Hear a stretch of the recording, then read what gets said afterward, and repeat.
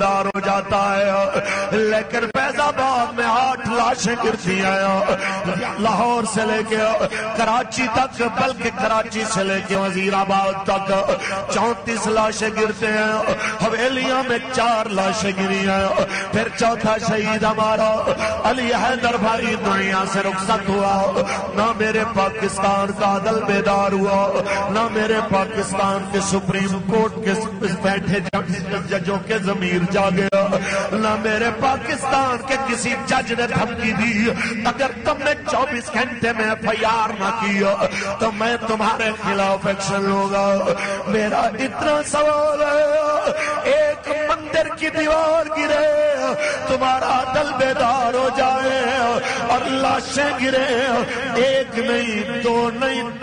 درجنوں لاشیں گرے اور تمہارا دل بیدار نہیں ہوا، تو آج شہیدوں کے وارث تم سے پوچھ رہے ہیں، آج شہیدوں کے بچے تم سے پوچھ رہے ہیں، کیا میرا بابا پاکستانی نہیں کہا؟ کیا میرا بھائی پاکستانی نہیں کہا؟ آج شہیدوں کی بہنیں پوچھ رہی ہے، کیا میرے بھائی کا ID کارڈ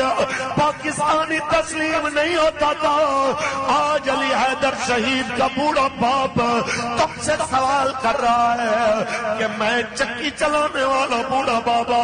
ایک اپنے بیٹے کے سہارے پہ چکی بنائی کہ جو آٹا بھی اٹھاتا تھا، گندم بھی اٹھاتا تھا، وہ مضبوط بازو والا میرا بازو تو چلا گیا، اب کون ہے جو کہ میرا سہارا بنے؟ یہ سوال ہے میڈیا والوں سے،